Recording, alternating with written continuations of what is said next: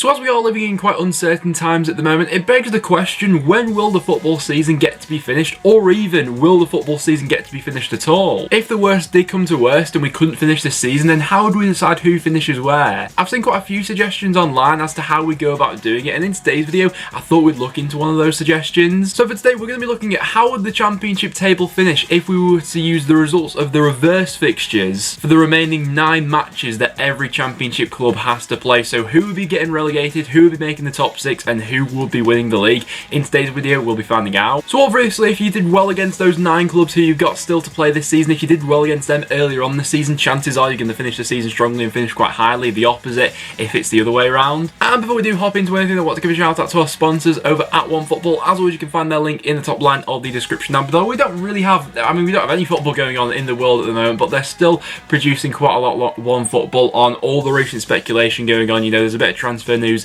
that's been coming out recently. There's also all the speculation around the footballing world as to when football will actually get back and going. So if you want to keep up to date with everything going on in the footballing world, then OneFootball is a really handy app to have for that. But without any further ado, let's hop into this one. So coming in at the bottom of the championship table, we do have Barnsley just finishing on 41 points, only 7 points from their last 9 matches if we were to use the results of the reverse fixtures of the games that they have left. In terms of the games that they did have left, it was a pretty tough run-in for Barnsley. Looking over them, they still got the likes of Leeds United, Forest, Brentford. Maybe Barnsley could have rose to the occasion in those games, but if we were going off their reverse fixtures, it would be them going down in bottom place. Finishing just above them on 44 points, we then have Luton, who have a slightly stronger end of the season. That sees them picking up 9 points from their last 9 matches if we were using the results of their reverse fixtures. They have a slightly easier fixture running, I'd say, than Barnsley. They do have some quite tough games still to go against Preston, Swansea and Leeds, but as well as that, they've also got quite a few other games against sides in the around mid-table and the relegation zone who, if Luton really did rise to the occasion, they could still pull off an upset and survive, but if we were going off their reverse fixtures, just wouldn't be the case. But then probably the first curveball that we're going to throw into this video, the third relegation spot actually goes to Wigan. Now before this break of games, Wigan were on a fantastic run of form. They were unbeaten in their last 6 fixtures, had managed to guide themselves out of that relegation zone after some really terrific performances. You know, you have to take it into consideration. They were scoring a lot more goals, looking a lot better going forward, but if we were to judge it off their reverse fixtures, and I think I know why this has happened, the games that Wigan have left between now and the end of the season, I don't think are all too bad, but these fixtures took place while Wigan were on a horrific run of form, and obviously when you calculate the league table going off reverse fixtures, it doesn't take into consideration the recent form that your club's on, and this actually sees Wigan picking up just 7 points from their last 9 matches, and obviously going by this league table calculation, that would see Wigan relegated, which then means surviving by the skin of their teeth. We have Hull City on 49 points. Well, obviously taking into consideration the results they had earlier on this season when they had the likes of Bone and Grosicki in a fully fit squad, at one point Hull were actually flying quite high in the championship, and this takes that into consideration and sees them finishing the season fairly strong despite some of the tougher matches that they've still got to play. Looking at their recent form, they were on, you know, one of the worst runs in the championship, if not the worst. They were without winning their last 12 matches in all competitions. It really did look like a sinking ship. And I mean, if anything, I think this break for Hull's come at a good time for them. Above them on 50 points, we then have Stoke City, not having the strongest end of the season. They have fallen a couple of places from where they are in real life, 17th in the table at this point in time. But looking at their fixtures, what's really hindered them has been their start to the season was so slow under Nathan Jones, and that's meant that a lot of these fixtures, when they did take place in the early stage of the season, that's seen them only pick up 8 points from their last 9 matches, which does see them safe as they do have enough points on the board, but it would go very close with Stoke if this was the system to be implemented. Quite similar to Stoke, we then got Huddersfield, who fall down 1 place from where they are in the table in real life at the moment. They're finishing in 19th on 51 points.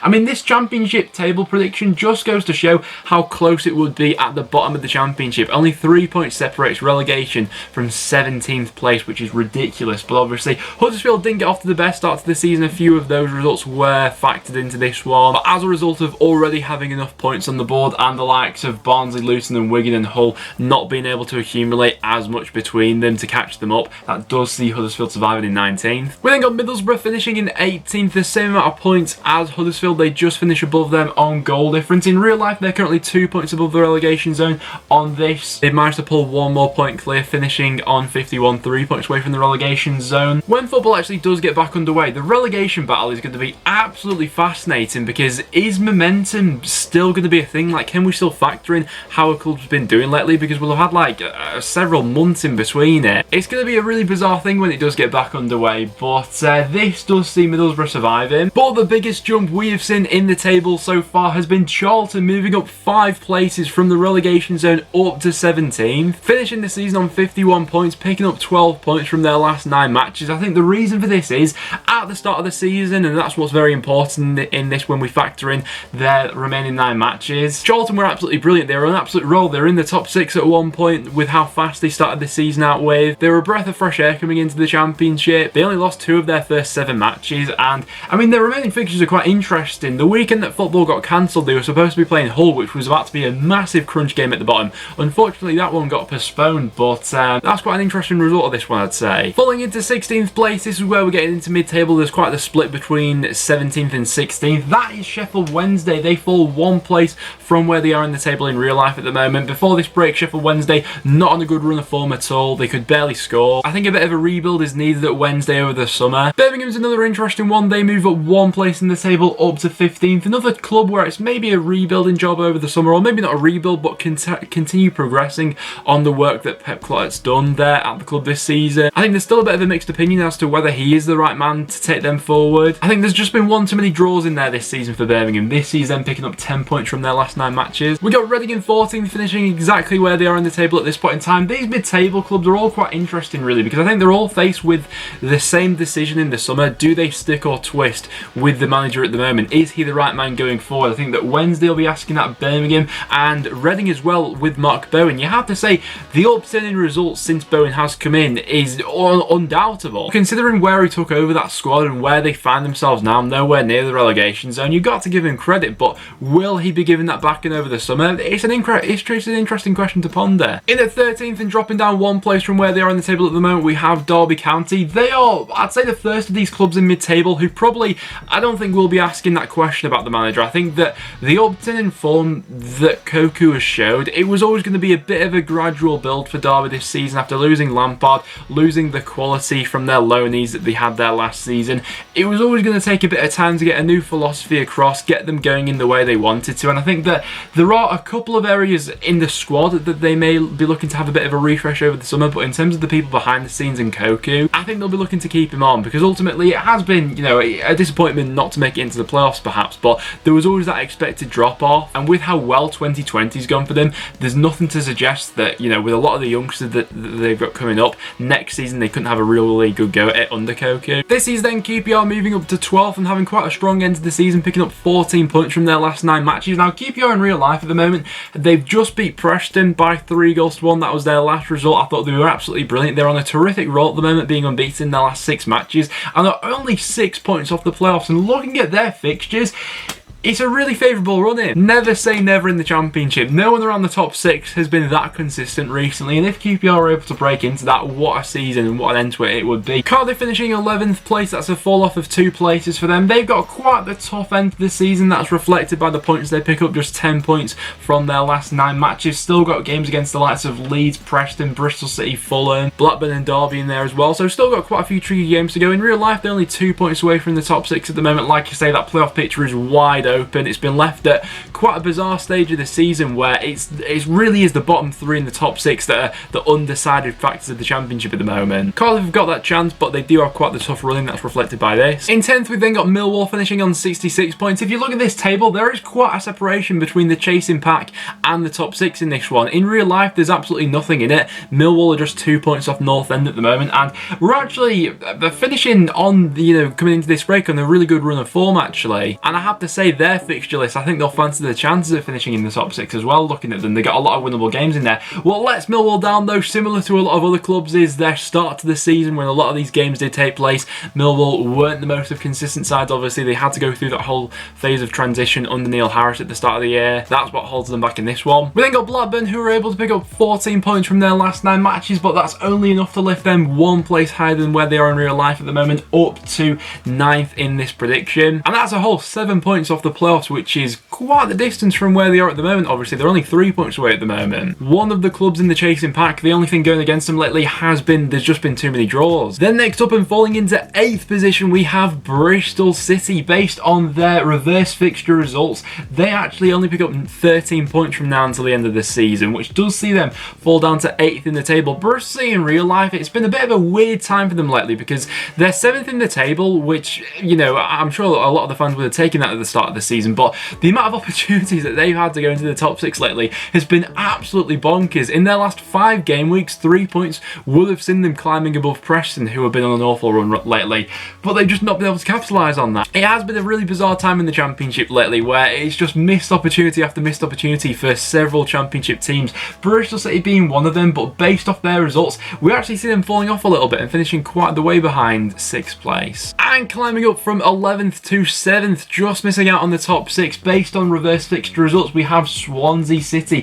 finishing the season on 68 points. Obviously, what's taken into consideration here is Swansea had a really strong start to the season. That's when a lot of these games did take place. After the first month or so, they were top of the league, and I mean, they looked absolutely fantastic. It was Borja Baston going forward who was scoring, you know, a bucket full of goals for them. It started out fantastically for them, and then it just slowly started to fizzle out a little bit. This sees them picking up 15 points from their last 9 matches, which isn't a bad return at all, but it's just not enough to see them breaking into that top 6. So coming in the top 6, first of all, we do have my club, Preston North End, finishing this season on 74 points.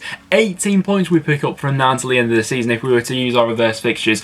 On paper, I think Preston actually have a really tough run in, but if you look at our results against all those sides when we played them earlier on, we only actually lost 1 of the remaining matches that we have to play. That was against Derby away from home, and apart from that, we went unbeaten for these games. So of the matches we have left, the results that we picked up earlier on this season, we beat Luton, we drew with Cardiff, we of course lost to Derby, beat Huddersfield, beat Sheffield Wednesday, Nottingham Forest was a draw, we beat Brentford, we beat Birmingham, and then we drew against Bristol City. That would see us return 18 points out of the last 9 matches, an average of 2 points per game. That would be enough to see us getting into the top 6. I think we could all agree at this point that this would be the most fair way to end the season. Obviously, I'd say that as a Preston fan. Fulham we do see having quite the fall off. They're 3rd in the table at the moment. They finished 5th in this, just picking up 12 points from their last 9 matches. Fulham did take a little bit of time this season to really click into gear and be that challenger towards the top 2. You know, they were sort of meandering around the table for a little bit, and then they had that run of games against sides in the bottom of the table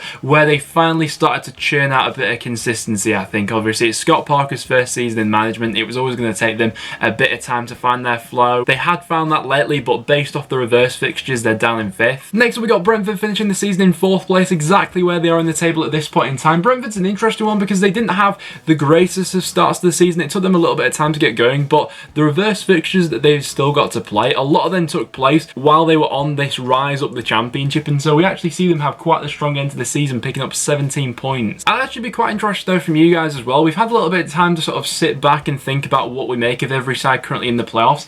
Out of the 4 who are there in real life at the moment, if the playoffs were to be played tomorrow, who would you most fancy for promotion? Because I think each club brings its different set of sort of strengths and weaknesses. So I'd be interested to know from fans of other clubs in the playoffs, who would you most and least likely to play in that top 6, and who do you think is the strongest contender? Matching Brentford for picking up 17 points for the rest of the season, we then have Nottingham Forest finishing in 3rd place on goal difference. Now, there is quite the gap in the end of this one between the chasing pack of the top 6 looking to go for the top 2 and the top 2 automatic places. An 11-point gap is what it is left as, but I think that at this point in time, that top 4 would probably be a lot of people's predictions, and judging off the reverse fixtures of results that clubs have picked up, that would be the top 4 as how it has finished. It would be shuffled around a little bit, obviously. So in the playoffs, we would have Nottingham Forest going up against North End, and then Brentford going up against Fulham. So far this season, Preston and Forest have just met once. That was a draw away at the City Ground, so there wasn't much to separate us on that day. And it has been an interesting first season for Sabri Lamouchi. Bonucci at Forest. You know, they've been a tough nut to crack over the years, a club with so much potential, but just seem to fall at the final hurdle. This time it looks like they'll get over the line. And I will show the top two at the same time. So in second and first place, things are unchanged. We've got West Brom winning the league on 91 points and Leeds finishing as the runners-up on 88. So if we were to go for reverse fixtures, that would see Leeds picking up 17 points from their final 9 matches, finishing on 88, and then West Brom finishing on 91, 21 points from their last 9 matches. Obviously, earlier on in the season, West Brom were on an unbelievable run of form. They were absolutely untouchable at the start of the season. They just weren't losing matches. They've had more draws in there so far this season compared to Leeds, but so far this season they've only lost 5 of their 37 games, which is a terrific return for Bilic and West Brom. But I think that a lot of people would agree that these two have been the strongest throughout the season. There's not really been anyone who's seriously challenged them. Like at the start of the season, we had a couple of different sides in the top 2. You know, like we mentioned before, my team Preston was in the top 2 after 15 games. After 10, I think Swansea were in the top 2. They were top of the table. So there were a few early on, but when the league table really started to get a bit of structure about itself, it was always these two. And so obviously there have been, you know, multiple different calls about how we're going to resolve this season if worse does come to worse. But the one thing I just don't think can happen is to void this season. But guys, as you can see on screen now, that is the final league standings if we were to go off the results of the reverse fixtures. So that will wrap it up for today's video, guys. So if you did go to enjoy, make sure you do leave a like. It is always massively appreciated. Make sure you subscribe for some regular championship content. Carry on getting your video suggestions in the comments down below. I've really appreciated those who have suggested something recently. I'm getting around working on all of them. But other than that, thanks very much for watching, guys, and I'll see you all in the next one.